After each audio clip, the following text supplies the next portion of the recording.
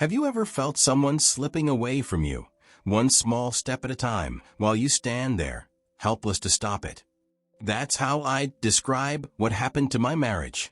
Laura and I used to have what felt like the kind of love you only read about in books.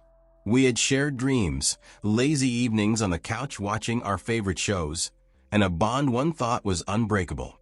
For years, I believed we were inseparable, that we were partners in every sense of the word. But then, something shifted. It wasn't obvious at first. Little things started changing, things you wouldn't even think to question. Her hugs felt less warm, more like an obligation. And the intimacy we once shared, that was the first to go. At first, I told myself it was just stress. Maybe work was getting to her, or life was weighing her down. I made excuses for her. But deep down, I couldn't shake the feeling that it was more than that. It wasn't just that she was absent. It was the way she seemed eager to be anywhere but with me.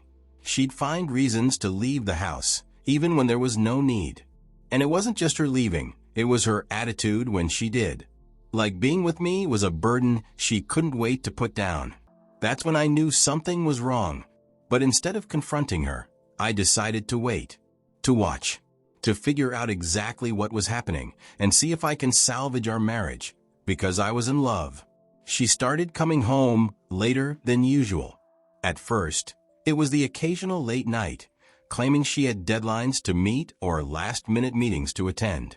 I didn't think much of it. She worked in a fast-paced field, so these things happened. But then, those late nights became a routine. Dinner would be cold on the table, and her phone calls to let me know she'd be late grew shorter and vaguer. She'd say things like, "Don't wait up," or "I'll explain when I get home," but she never really did. The explanations, when they came, were as thin as paper. Her secrecy didn't stop there. She started keeping her phone on silent, tucking it under her pillow at night, and brushing off even the most innocent questions with, "Why are you asking?" or "You're overthinking." It was as if she was building a wall brick by brick, shutting me out of the life we once shared. I didn't start out wanting to spy on my wife. For years, I believed that love meant trust, and trust meant giving your partner the benefit of the doubt, no matter what. At first, I tried to fix things, planning date nights, asking her what was wrong, even giving her more space when she claimed she was too busy or stressed. But nothing worked. Instead of warming up to me, she grew colder. Her excuses became more frequent, and her absences felt longer. Eventually, I couldn't ignore the truth. Laura had fallen out of love with me. There was no more intimacy, no more genuine smiles, not even the smallest spark of connection. I couldn't pretend everything was fine anymore, but I didn't want to accuse her without knowing for sure. That's when I decided to find out what was really going on. So, I hired a private investigator. It felt strange, almost wrong, to involve someone else in something so personal, but I had no other choice. If my marriage was going to crumble, I needed to know the truth first. The investigator didn't take long. Just 3 days later, he handed me the evidence I was too afraid to find myself. Photos of Laura meeting another man at a downtown hotel. His name was Greg. He wasn't just a coworker or a casual friend. He was her lover. For weeks, I had lived with this gnawing uncertainty, wondering if I was imagining things or if there really was something wrong. And now, I didn't have to wonder anymore. The truth was staring back at me. And it wasn't just heartbreaking, it was undeniable. But I didn't confront her, not then. Exploding in anger or throwing accusations wouldn't fix anything. It wouldn't undo the betrayal. Instead, I took a different approach. I prepared. First, I called a lawyer.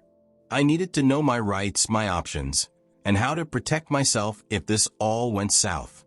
Next, I secured my financial assets.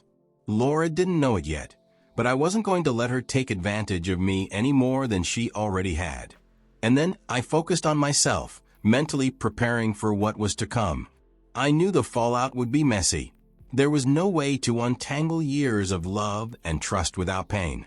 But I also knew I couldn't let this break me. I had all the proof I needed.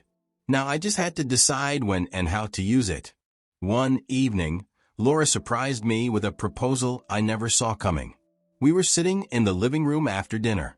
She had gone out of her way to prepare one of my favorite meals, something she hadn't done in months. It was like she was softening me up for what she was about to say. I noticed how carefully she chose her words. "Alex," she started, her voice light but carrying an edge of determination. "I've been thinking maybe we should try something new to spice up our marriage." I raised an eyebrow, but didn't interrupt. "You know," she continued, "we've been together for so long, and I think it's only natural that things can feel a little stale. A lot of couples are trying open relationships now. It's progressive, modern, and it could really bring us closer." Her tone was confident, almost patronizing, like she was giving me some grand enlightenment that I'd been too traditional to grasp. She even smiled, as if expecting me to nod along eagerly. What she didn't know was that I'd already been 2 steps ahead of her. I listened intently, nodding at the right moments, keeping my face neutral. Inside, I felt a storm brewing, a mix of betrayal, anger, and, strangely enough, vindication. She was so sure I'd meekly agree to her so-called modern solution, as if I didn't already know the truth. I let her finish. When she finally stopped talking, I leaned back in my chair, clasped my hands together, and gave her a small smile. "That's an interesting idea, Laura," I said, keeping my tone calm and steady. "But before we make any decisions, I think it's only fair I tell you something." Her smile faltered slightly, but she tried to mask it with curiosity. "Tell me what?" she asked, her voice carrying a hint of uncertainty.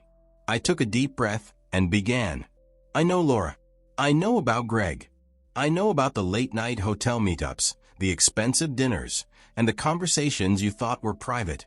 Her face turned pale, and her mouth opened slightly as if to protest, but no words came out. "You weren't looking for adventure," I continued, my voice still calm but firmer now. "You were looking for a way to justify what you were already doing. And, to be honest, I'm not surprised you chose this moment to bring it up. You thought you had the upper hand, didn't you?" Laura sat frozen, her confidence evaporating like steam. She looked like she wanted to deny it, to fight back, but she knew there was no point. I had all the evidence, the photos, the receipts, even snippets of messages between her and Greg. I could see the realization sink in. She wasn't in control of the situation anymore. Then I delivered the final blow. "By the way, Greg is married. Did he ever mention that? Because I know he hasn't told you he's planning to leave his wife. This little adventure you're so excited about? It was never going to end the way you thought." Her hands trembled slightly as she tried to find the words, but nothing came out. For the first time in months, she had no clever retorts, no excuses, no patronizing tone. Just silence. I stood up, looking down at her, and said the words I'd been preparing for weeks. "I'd prefer we finalize the divorce instead. There's nothing left to discuss." Laura couldn't say a word. She just sat there, staring at me like a deer caught in headlights. I could see the wheels turning in her mind, but no words came out. And honestly, what could she say? She knew I wasn't guessing or accusing her without proof. I already had more evidence than she could imagine: hotel receipts, messages, pictures. Every detail of her affair was laid bare. There was no point in denying it or trying to defend herself. I could feel the weight of the silence in the room. It was heavy, almost suffocating. Laura wasn't just silent because she didn't know what to say. She was silent because she knew she had lost. She wasn't in control anymore. For months, she had been the one calling the shots, hiding her lies while I sat in the dark. But now the tables had turned, and she knew it. "We'll separate until the divorce is finalized," I said firmly, breaking the silence. My voice was calm but unyielding. There was no room for negotiation in my tone. She knew this wasn't up for debate. She just nodded, her eyes glistening with tears she hadn't let fall yet. I could tell she wanted to say something, maybe to beg, maybe to blame me, or maybe just to try and explain. But she didn't. She must have realized that no excuse would work. Not now. In that moment, I think it hit her. This was the end. There was no way to rewind or undo what had been done. She didn't have a choice. I had the upper hand now. I held all the cards, and for once, she was the one left scrambling to figure out what to do next. As I stood up and walked out of the room, I didn't feel triumphant. I didn't feel like I had won anything. If anything, I felt a strange emptiness, like I was finally letting go of something I had been holding onto for far too long. The life we had built, the promises we had made, they were all gone now. And Laura was the one who had broken them. Weeks after our separation, Laura tried reaching out to me. At first, she sent a few casual messages, things like, "Can we talk?"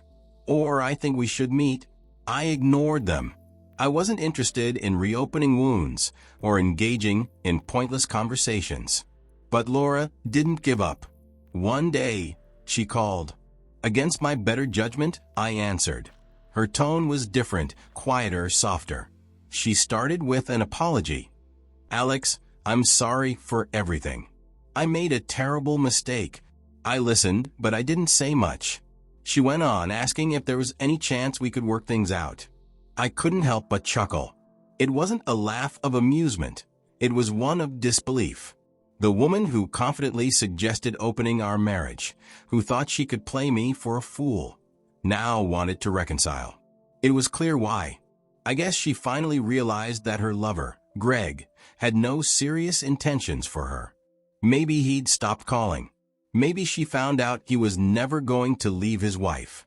Whatever the reason, she was back, hoping I'd take her and like nothing had happened.